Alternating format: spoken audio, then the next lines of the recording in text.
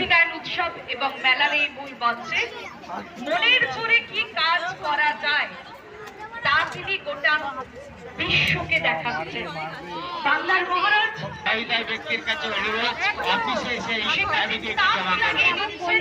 তারা অন্যের ভোট করতে পারেন, তেমনই একজন মানুষ সুপ্রতিভ।